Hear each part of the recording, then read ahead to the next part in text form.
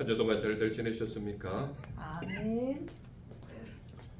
올해는 오직 예수 그리스도를 믿는 믿음으로 날마다 좋은 날이 되시기를 바랍니다. 아멘. 매 순간순간마다 이기는 자가 되시기를 바랍니다. 오늘 누가복음 20장 27절에서 40절까지 말씀 속에는 우리에게 가장 핵심적으로 다루는 것이 무엇이냐? 전체적으로 계속 얘기하는 게 뭐냐 하면 바로 부활에 대한 얘기입니다. 부활. 그래서 우리에게 전해지는 그 27절에서 40절까지의 계속 끊임없이 무엇을 얘기하는가 하면 부활에 대한 이야기만 합니다. 그래서 부활에 대한 얘기를 가장 주제적으로 하는 그런 내용들이 전체적입니다. 그래서 부활에 대한 내용만 처음부터 끝까지 하기 때문에 오늘 제목을 무엇으로 잡혔느냐? 제목이 무엇으로 잡혀 있습니까? 부활의 자녀. 부활의 자녀입니다. 부활의 자녀. 자, 우리 35절만 다 같이 한번 읽어볼까요? 35절 말씀 같이 시작. 저 세상과 및 죽은 자 가운데서 부활함을 얻기에 합당히 여김을 받은 자들은 장가가고 시집가는 일이 없으며 이렇게 되어 있죠.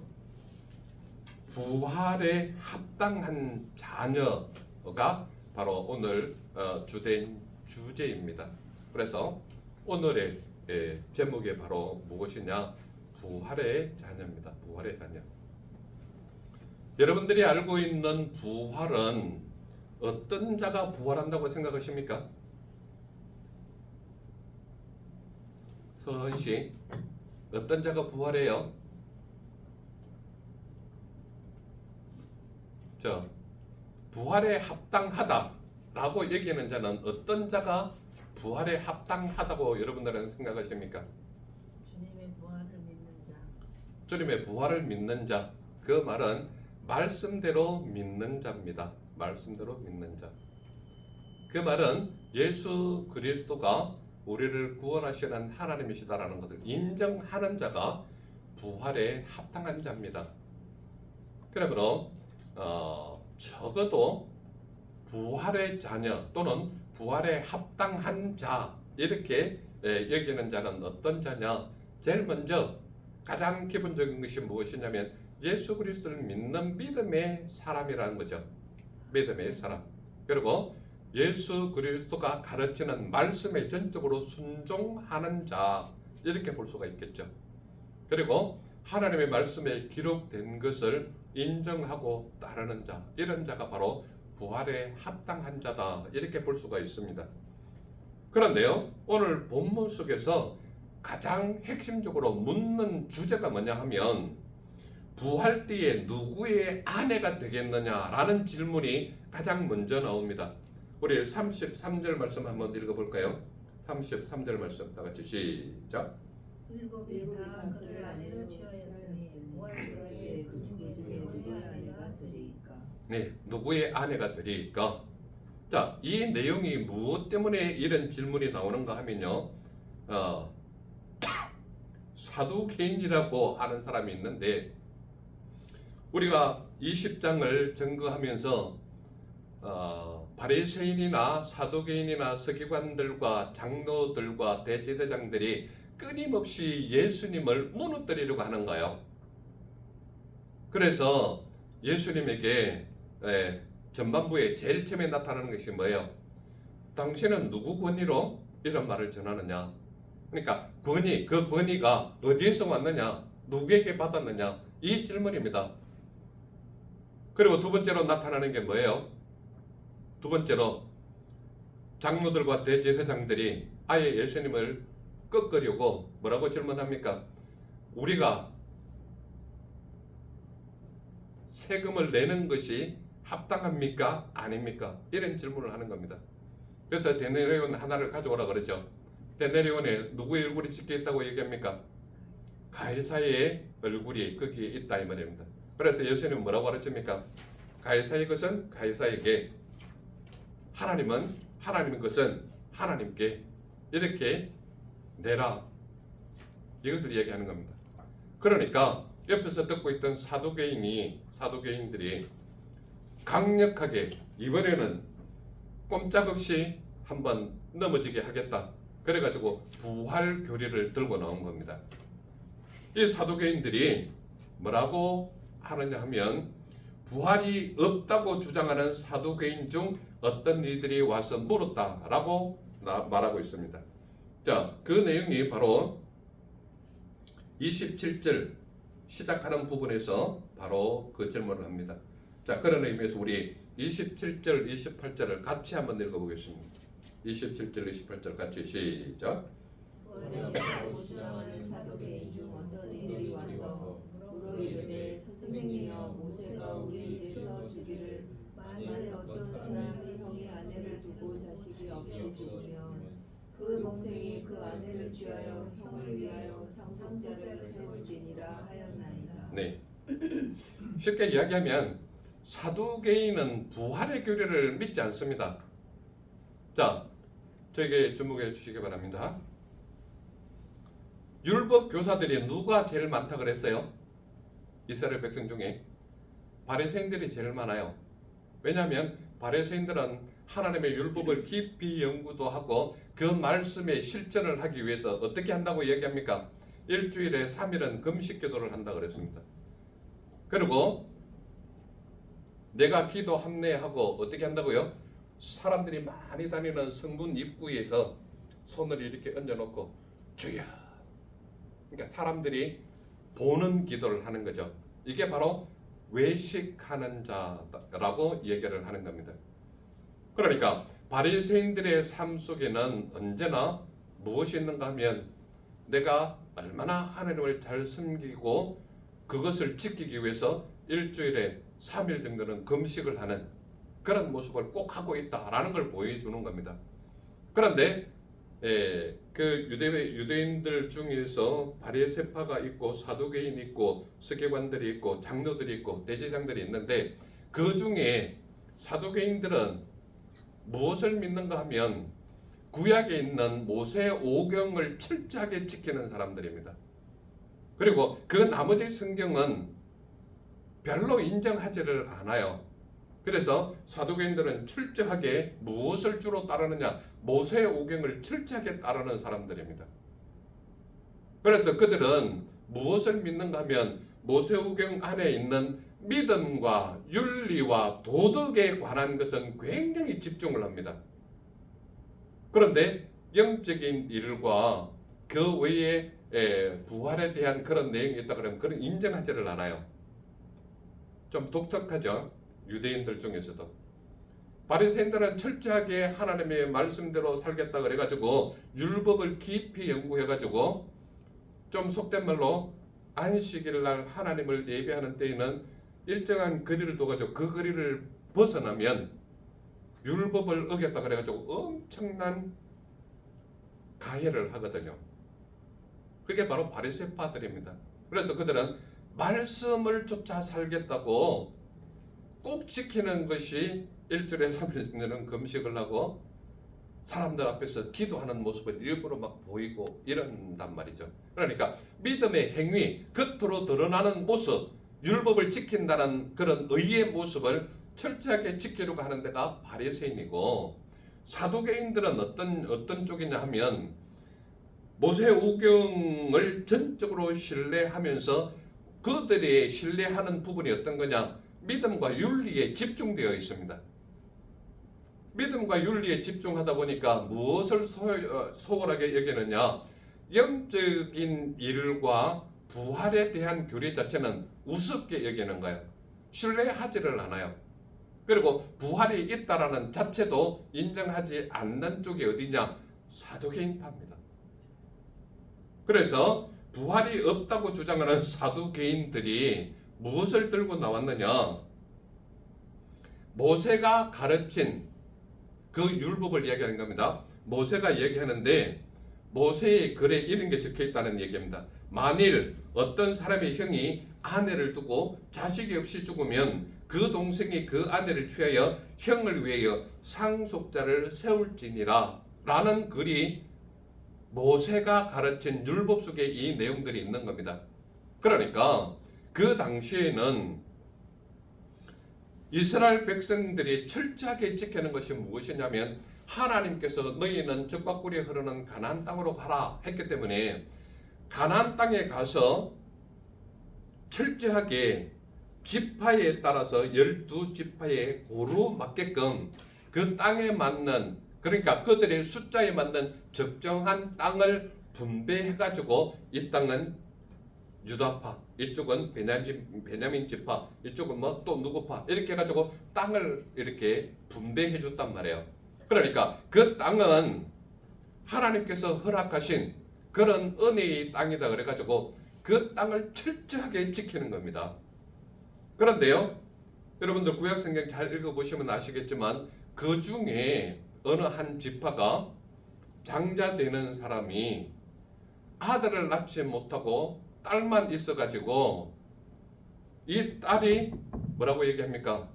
우리도 유대의 12지파에 속하는 파니까 우리에게도 땅을 달라. 그랬을 때에 어떻게 했습니까? 정당한 그 지파의 땅을 분배해 준 겁니다. 그래서 그들이 분배받은 그 땅은 하나님께서 허락하신 땅이다 그래가지고 그 땅을 지키기 위해서 철저하게 그 땅을 위해서는 전쟁도 불사하고 그 땅을 지키기 위해서 그 같은 계파 족속들이 힘이 약하면 옆에 지파들에게 연락을 하게 되면 곧바로 도움을 주러 오는 그런 족속이 유대 족속입니다. 그런데 사두개파라고 사두개인들이 속하는 거기에는 바리새인들과 대제사장들과 서기관들과 수많은 사람들이 예수님을 넘어뜨리려고 두 가지 아주 첨예하게 대립하는 그 내용들. 첫 번째, 당신의 권위가 어디서 나왔느냐 이 질문과 두 번째, 우리가 세금을 내는 것이 합당하냐 아니냐 이 질문으로 예수님을 무너뜨리려 했거든요. 그런데 그 질문도 소용이 없으니까 사두개인들이 우리가 한번 넘어뜨려 보겠다 그래가지고 이렇게 내세우는 것이 뭐냐? 부활교리다 이 말입니다. 왜 이 말이 나왔는지 이해가 되십니까? 그래서 사두개인들이 질문하는 것이 무엇이냐면 부활이 없다고 주장하는 사두개인 중에 어떤 이들이 와서 물었는데 바로 부활 때에 이 사람이 누구의 아내가 되겠느냐 이 질문입니다. 그래서 거기에 모세의 그 적힌 율법을 먼저 제시를 하는 거예요. 모세가 말하기를 어떤 사람의 형이 아내를 두고 자식이 없이 죽으면 그 동생이 그 아내를 취하여 형을 위해 상속자를 세울지니라. 이게 율법입니다. 그래서 이러한 결혼 방식을 뭐라고 얘기하는가 하면 계대 결혼이라고 얘기하는 겁니다. 계대 결혼. 즉 말하자면 계파를 이어가는 그 과정 속에서 형이 만약에 제일 맏형이 결혼을 했는데 아내와 사이에 자식이 없이 죽으면 동생이 형수에게 들어가서 그 상속자를 세우는 것이 그들의 법이었다 이 말입니다. 그게 계대 결혼이다. 이것을 얘기하는 것입니다. 그러면서 이 과정을 좀 더 세분화하려고 칠형제가 있었는데 마지가 아내를 취하였다가 자식이 없이 죽고 그 둘째와 셋째가 그를 취하고 일곱이 다 그와 같이 자식이 없이 죽었는데 그 후에 여자도 죽었다. 이런 설정이 되는 겁니다. 그러니까 칠형제 속에서 둘째도 셋째도 일곱째까지 다 형수에게 들어갔음에도 불구하고 자식이 없이 다 죽었다 이 말이야. 그런데 그 여자도 죽었다. 그러면 일곱이 다 그를 아내로 취하였으니 부활 때에 누구의 아내가 되겠느냐? 이런 질문을 하는 겁니다. 그러니까 사두개인들의 그 모습 속에는 이것이면 충분히 예수님을 무너뜨릴 수 있겠다라는 개념으로 이 질문을 하는 겁니다. 그러니까 그들의 내면 속에는 믿음과 계대 결혼의 관계에서의 연결성을 알지 못하는 겁니다. 계대 결혼이라는 것은 결과적으로 하나님께서 무엇 때문에 율법에 허용됐느냐 하면은 믿음의 사람은 믿음의 대를 이어가는 상속자가 반드시 있어야 된다는 개념입니다. 그렇다면 오늘날 우리 교회로 보면 어떤 것을 전하려고 하는 것일까요? 오늘날에는 모든 사람들의 삶 속에서 어떤 사람이든 결혼해서 딸만 낳고 아들을 못 낳는 가정이 흔합니다. 그러면 그런 가정은 믿음의 대를 이어갈 수 없느냐? 그것은 아닙니다. 예수 그리스도를 믿는 믿음 때문에 이어지는, 세대로 이어지는 그런 말씀을 우리에게 주셨기 때문에 믿음의 가정은 믿음의 대로 이어가는 것이 하나님의 대를 이어가는 방법입니다. 그러므로 이 당시에 있었던 그 당시의 계대 결혼이라는 것은 결과적으로 그 계파에 속한 그들의 땅을 지속도 해야 되겠지만 자기 민족도, 자기 부족도, 자기 혈통도 지켜가면서 이어가는 절대적인 것이 무엇이냐? 상속자를 반드시 세우는 것입니다.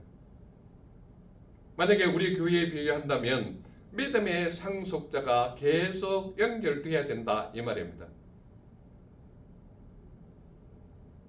여러분들의 내면 속에 예수 그리스도를 믿는 믿음 때문에 이 교회의 영속성이 끝까지 이어갈 것인가 아닌가는 여기에 계신 여러분들이 하나님의 자녀인지 아닌지의 근본적인 속성이 이 안에 그대로 들어가 있는 겁니다. 여러분들이 단순하게 이 교회에 와서 예배를 드린다는 그런 개념으로 주님 앞에 나왔다면 여러분들은 예수님을 모르거나 말씀을 모르거나 뭔가가 부족한 과정 속에 있다 이 말입니다. 왠지 아십니까? 하나님은 절대 아무 교회나 아무 사람을 그냥 보내는 것이 아니라 그 교회와 반드시 연결선상에 있기 때문에 보내는 것입니다. 여러분들이 자발적으로 왔던 하나님의 부르심으로 왔던 누군가에 의해서 왔던 이곳에 오게 한 것은 하나님의 은혜와 능력이지 어느 누구의 개인적인 그런 모습으로 이곳에 왔다면 그거는 큰 오산입니다. 그러므로 우리 삶 속에서 계대 결혼에서 상속자를 세운다는 것은 믿음의 사람을 세워가는 하나님의 놀라운 역사적인 하나님의 관계성에서 오는 방법입니다. 그러므로 여러분들이 이곳에 왔다가 그냥 내 마음대로 생활하다가 적당하게 어느 때가 되면 다른 곳으로 가겠지. 그것은 여러분들 자유이지만 하나님의 방법은 절대 그렇지 않다는 얘기입니다. 적어도 하나님의 말씀을 듣고 익히고 배우는 그들은 그들만의 상속자를 세워서 교회가 연결될 수 있는 연결의 고리를 여러분들이 취해야 한다는 것이 바로 하나님의 방법입니다. 그러므로 때가 돼서 나는 이곳에 도저히 안 맞겠다, 다른 곳으로 가겠다, 여러분들 얼마든지 그렇게 할 수 있습니다. 그러나 하나님은 그렇게 하기 위해서 이곳에 여러분들을 보낸 것은 결코 아니다 이 말입니다. 그래서 일곱이 다 그를 아내로 취했으니 부활 뒤에 누구의 아내가 되리이까? 이 질문을 하는 것은 사도계인 그들 자체에서 부활의 교리나 영적인 것은 아예 그들의 내면 속에는 없는 것입니다. 그렇기 때문에 이런 질문을 하고 있다 이 말입니다. 그런데요, 예수님께서 아까 우리 읽은 35절 다 같이 한번 읽어볼까요? 35절 같이 시작. 저 세상과 및 죽은 자 가운데서 부활함을 얻기에 합당히 여김을 받은 자들은 장가가고 시집가는 일이 없으며 이렇게 말하고 있죠. 그러니까 35절을 근거로 아주 예수님께서 핵심을 말하고자 하는 것이 무엇이냐면 부활에 합당한 자들은 장가가고 시집가는 일이 없다라고 분명히 말하고 있습니다. 사도계인들이 어떤 질문을 했습니까? 한 여인이 있는데 7 형제들이 다 상속자를 세우지 못하고 죽었습니다. 그 아내도 죽었습니다. 그러면 부활 뒤에 누구의 아내가 되겠습니까? 이 질문이거든요. 이 질문이에요. 그런데 예수님께서 어떻게 이야기하느냐? 35절을 근거로 부활에 합당한 자들은 장가가고 시집가는 일이 없다라는 것을 먼저 이야기합니다. 자, 거기에서 예수님이 뭐라고 대답하는지를 보세요. 이 세상의 자녀들은 장가도 가고 시집도 간다라는 얘기입니다. 즉 말하자면 이 세상은 어느 세상을 말합니까? 지금 우리가 살고 있는 이 세상을 말하는 거예요. 그러니까 그 당시 예수님께서 가르침을 주었던, 제자들 앞에 가르침을 주었던 그들의 삶도 사람들이 살아가는 세상을 얘기하는 겁니다. 그 세상 속에는 장가도 가고 시집도 간다는 거예요. 그런데 예수님께서 두 번째로 뭘 얘기하느냐면 저 세상과 및 죽은 자 가운데서 부활의 합당히 여김을 받은 자들은 장가가고 시집가는 일이 없다. 이것을 얘기하는 겁니다. 그러니까 믿음의 연결성은 이 땅에서 이루어지는 것이고 천국에 가면 천국에 합당히 여기는 자만 거기에 오는 것이기 때문에 더 이상 믿음의 연결성은 이 땅에서 있는 것이지 거기에 온 사람들은 굳이 연결성이 필요 없다 이 말입니다. 왜냐? 하나님 안에 있기 때문에 모든 사람들이 살아있는 것이거든요. 이것이 하나님께서 말씀하는 거예요. 그러므로 여러분들이 묵묵부답으로 꾸준하게 나만 나의 구원만, 나의 삶만, 나의 천국행만 꿈꾸고 살아간다면 여러분들은 이 세상에서 더 이상 연결고리가 없는, 즉 말하자면 하나님께서 늘 말씀으로 말하는 희망이 없는 백성으로 끝이 나게 된다 이 말입니다. 내 혼자의 개인적인 신앙을 지키는 것도 중요하고 나 혼자의 구원받는 것도 중요하고 나 혼자 천국 가는 것도 중요합니다. 그러나 나로 인하여 누군가가 믿음의 대열에 서고 믿음의 반열에 서고 믿음의 백성으로 변화되는 그런 역할을 전혀 하지 못했다면 여러분들은 정말 가난한 심령의 모습이 여러분들 삶 속에 드러나는 것입니다. 그러니까 하나님께서 여러분들을 볼 때에 믿음을 가진 사람인지 아닌지의 모습은 하나님께서 하나님의 나라의 모든 비밀을 말씀으로 가르쳐 주셨고 말씀으로 이렇게 해라라고 명령도 하셨는데 거기에 대한 움직임이 전혀 없다면 여러분들이 심령에 똑똑똑 노크를 할 것입니다. 너 살아있니? 너 지금 움직이고 있니? 너 지금 숨을 쉬고 있니? 이 질문을 할 거다 이 말입니다. 왜 그렇습니까? 부활에 합당한 자들은 장가가고 시집가는 일이 없기 때문입니다. 어디서? 그곳에는 이미 하나님의 말씀에 충분히 순종하고 따르고 세상의 연결고리를 충분히 가진 사람들, 이런 사람들이 하나님 나라에 가기에 합당히 여김을 받은 자들이거든요. 그래서 예수님께서 뭐라고 가르치느냐? 이 세상의 자녀들은 장가도 가고 시집도 간다. 그런데 저 세상과 및 죽은 자 가운데서 부활의 합당 여김을 받은 자들은 장가가고 시집가는 일이 없다. 이 말은 그곳에서 누구의 아내가 되겠느냐, 누구의 아내로 된다라는 그런 개념 자체가 필요 없는 것이 부활에 합당한 자들이다 이 말입니다. 그러니까 사도계인들의 가르침 속에 그들은 내면적으로 부활의 교리가 없다고 믿고 영적인 일이 없다라는 그런 개념 속에 그런 질문을 하기 때문에 그들에게 너희는 믿음의 연결고리가 이미 이 땅에서 끊어졌다라는 것을 얘기하고 있거든요. 왜 그렇습니까? 사두개인은 부활의 교리 자체를 믿지 않기 때문에 하나님과 연결고리가 없는 거예요. 그러니까 너희는 이 땅에서 끝난다는 이야기예요. 때가 되면 하나님께서 재림하시는 그때에 믿고 죽은 자들은 그 영혼을 이미 들어 올리신다고 말씀하셨지 않습니까?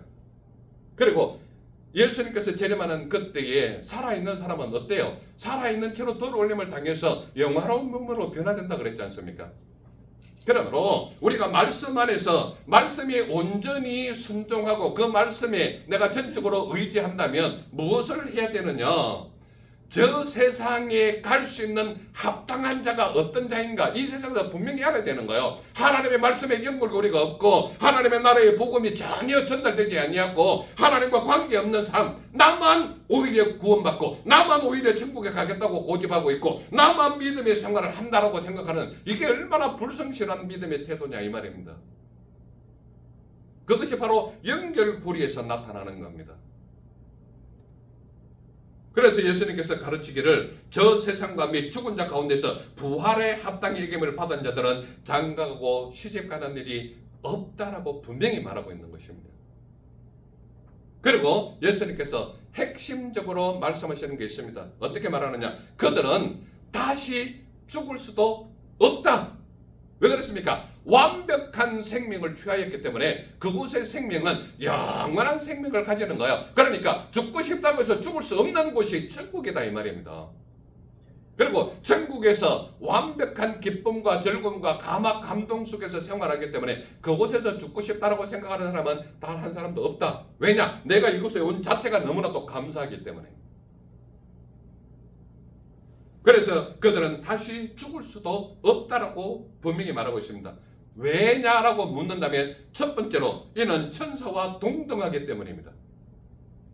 여러분들, 천사와 동등하다라는 이 말 때문에 많은 사람들이 이렇게 질문합니다. 그러면 우리가 천국에 가서 부활했을 때에, 부활하는 그 기쁨을 맛볼 때에 우리는 천사와 같습니까? 이렇게 얘기하는데요. 천사는 하늘에 존재하는 변화된 영의 모습으로 나타나는 것이 천사와 동등이라고 얘기하는 거지, 우리가 천사와 같다라는 그런 말은 아닙니다. 왜냐? 성경 곳곳에서요, 우리가 믿음을 가지고 천국에 도착하면 누가 우리의 수종을 든다 그랬습니까?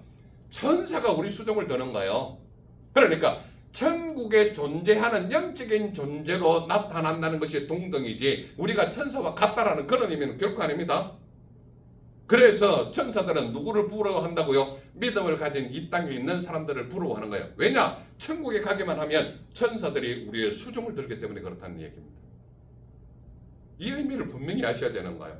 그래서 그들은 다시 죽을 수도 없다라고 얘기하면서 첫 번째로 드는 게 뭐냐? 이는 천사와 동등하다. 이 말은 천국에서 존재하는 영적인 존재와 같다라는 것을 이야기하는 겁니다. 두 번째로 무엇을 얘기합니까? 부활의 자녀라 이야기합니다. 부활의 자녀는 어떤 자입니까? 예수 그리스도를 믿는 믿음 때문에 천국에 온 자가 부활의 자녀예요. 그러므로 철저하게 하나님의 말씀에 순종하고 하나님의 명령하면 그 명령대로 따르는 자가 부활의 자녀입니다.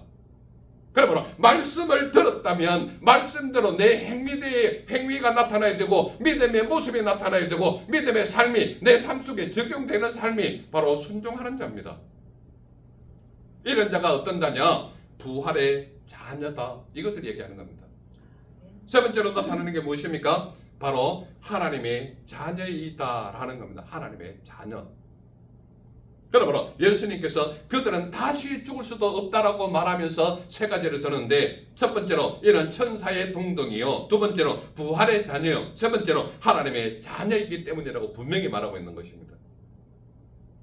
여러분들이 적어도 하나님의 자녀이고 믿는 자로서 부활에 합당한 자라면 하나님의 말씀, 예수 그리스도의 가르침, 하나님께서 이끄시는 그 모든 명령에 합당히 실천하고 행동으로 나타나는 것이 하나님의 자녀된 특권이다 이 말입니다.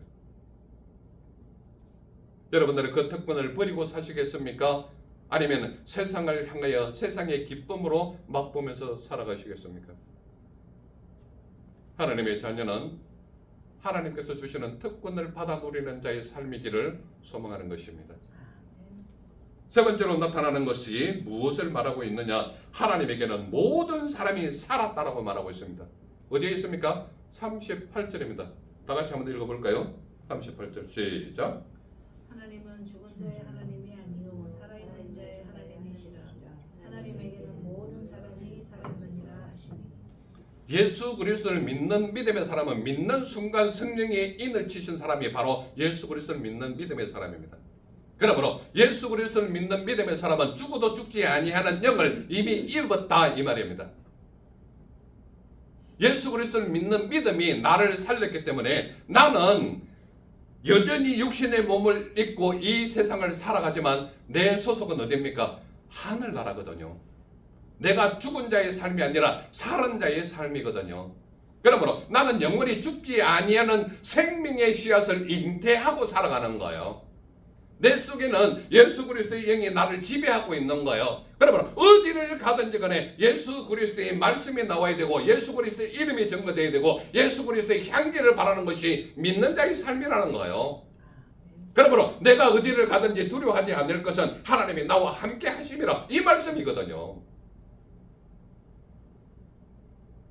그래서 신약 성경에서 곳곳에서 가르치는 게 뭡니까? 내가 사망의 엄침한 골짜기를 지날지라도 두려워하지 않을 것은 하나님의 지팡이가 나를 안위하심이라. 이 말씀이거든요. 예수 그리스도를 믿는 믿음의 사람은 단순하게 입술의 립서비스로 나는 믿습니다라는 것이 아니라 그 말씀을 받은 자는 받는 대로 내 삶에 적용이 되어서 하나님의 말씀대로 살아가는 실천함이 내 삶 속에 나타나야 한다는 것을 말하고 있습니다. 그러므로 적어도 예수 그리스도를 믿는 믿음의 사람이라면 하나님의 말씀이 가르치는 대로 내가 살아가야 하는 것이고, 하나님께서 말씀으로 명령한 것이 있다면 그 명령대로 지키며 살아가는 것이 예수 그리스도를 믿는 사람입니다. 그렇기 때문에 하나님에게는 모든 사람이 살았다라고 말하고 있지 않습니까?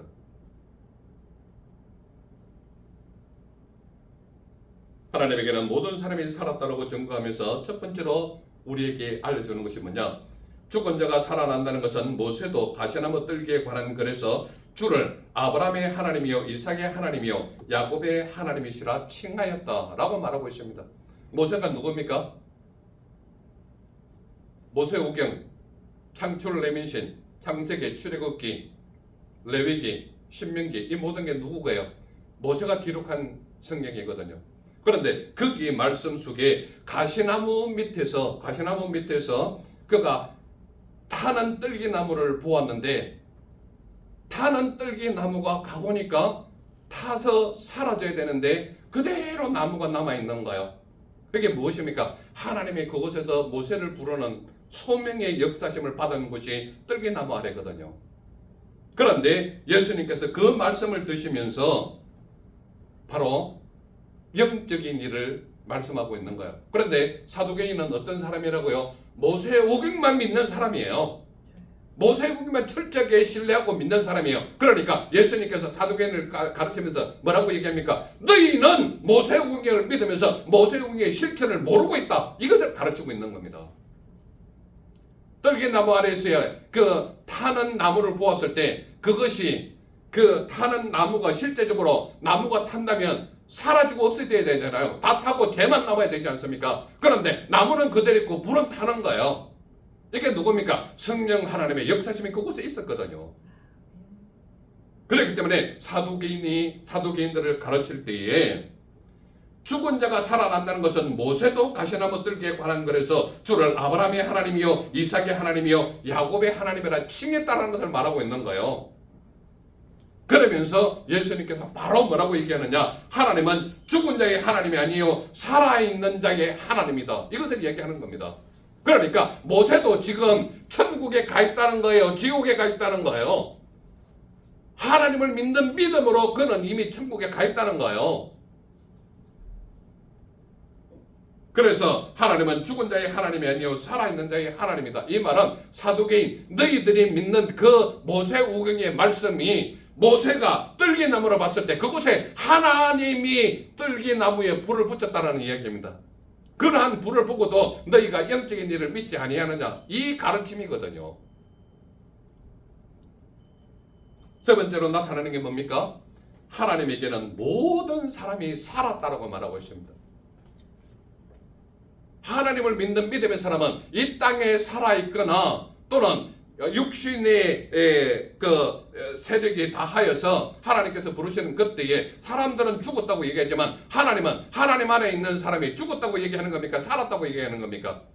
살았다고 얘기하는 거예요. 그렇기 때문에 하나님에게는 모든 사람이 살았다라고 얘기하는 겁니다. 사두개인들에게 부활의 교리가 있다라고 가르칩니까? 없다고 가르칩니까? 정확하게 그들이 믿고 따르는 모세오경을 통하여서 모세가 뜰기나무 아래에서 하나님께서 만드신 그 불 아래에서 모세의 고백을 통하여서 사두개인들에게 올바른 가르침을 주고 있지 않습니까? 그래서 거기에 있는 서기관들의 고백을 한번 보시기 바랍니다. 서기관 중 어떤 이들이 말하되 선생님 잘 말씀하셨나이다. 그러면서 맨 후반절에 뭐라고 얘기합니까? 그들은 아무것도 감히 더 물을 수 없었다라고 얘기하는 겁니다. 그러니까 우리가 지금 말씀을 나누고 있는 20장 맨 첫 번째 전반절에 나타나는 것이 예수 그리스도의 권위에 도전했지 않습니까? 두 번째로 나라의 가장 큰 골칫거리 문제인 생명을 내는 것이 맞냐 안 맞냐, 이것으로 예수님을 무너뜨리고 하는 거예요. 마지막으로 사도계인들은 뭐라고 얘기합니까? 부활교리를 드러내는 거예요. 우리는 부활 믿지 않는다. 그래서 일부러 한 여인을 비교로 해가지고 7 형제까지 다 드리는 것. 그런데요, 마태복음에는 3형제만 나오거든요. 근데 누가복음에는 7형제가 나와요. 왜 그런지 아십니까? 사도계인들이 예수님을 무너뜨리려고 성경 속에서 가장 완벽한 숫자가 뭡니까? 7이거든요. 그래서 7형제를 제시한 겁니다. 그래서 부활교리는 없다라고 해가지고 예수님을 완전히 무너뜨리려고 했거든요. 그런데 예수님께서 정확하게 부활에 합당한 자녀의 모습은 이렇다라고 가르치는 겁니다. 그리고 그들은 철저하게 모세 우경, 창출 레민신 이 5가지를 신처럼 믿었거든요. 그런데 거기에 나오는 모세를 들어서 정확하게 뭐라고 얘기합니까? 모세도 뜰기나무의 아래에서 그를 뭐라고 얘기하느냐? 주를 아브라함의 하나님이요 이삭의 하나님이요 야곱의 하나님이라 칭했다라고 분명히 말하고 있지 않습니까? 그러니 부활의 교회가 있다는 거예요? 없다는 거예요? 예수님께서 정확하게 지적하지 않았습니까? 부활 교리는 있다라는 것입니다. 왜 그렇습니까? 예수님도 십자가에 돌아가신 지 3일 만에 부활하셨지 않습니까? 부활하시고 난 후에 40여일 동안 제자들과 함께 고기도 구워 먹고 냇가에서 같이 울고불고 하는 그런 모습 40일 동안 보이지 않았습니까? 그러면서 성천하시는 그때에 하늘로 올리면서 이제는 내가 하나님 우편에 가고 너희를 돕는 보혜사를 보낼 테니 그에게 기도하고 그에게 아뢰면 내가 다 듣겠다. 그러니 너희를 돕겠다. 이렇게 얘기하지 않습니까? 놀라운 하나님의 말씀이죠. 그러므로 예수님께서 그들이 사도계인들이 철저히 믿는 바로 모세 오경을 통해서 부활의 역사심은 오늘도 여전하게 있다라는 것을 가르쳐주고 있지 않습니까? 그러므로 저와 우리 모두는 부활에 합당한 자녀의 모습으로 살아가는 우리 모두가 되시기를 간절히 소망하는 것입니다. 아멘. 기도하겠습니다. 사랑의 주 하나님 감사합니다. 오늘도 우리에게 하늘의 신령한 은혜의 말씀 들려주시니 감사합니다. 사도교인들은 부활교리에 대한 것이 부활에 대한 역사심이 없다라고 얘기하지만 예수님은 정확하게 그들이 철저하게 믿는 모세오경을 통하여 하나님의 은혜로 철저하게 부활하시는 하나님의 역사가 있음을 우리에게 알려주시니 감사합니다. 주님께서 기뻐하시는 믿음의 종들로 세우사 살아계신 여호와 하나님의 거룩한 역사심이 오늘도 우리 교회를 통하여 역사하게 하옵소서. 말 보내신 예수님 이름으로 감사하며 기도드렸사옵나이다. 아멘.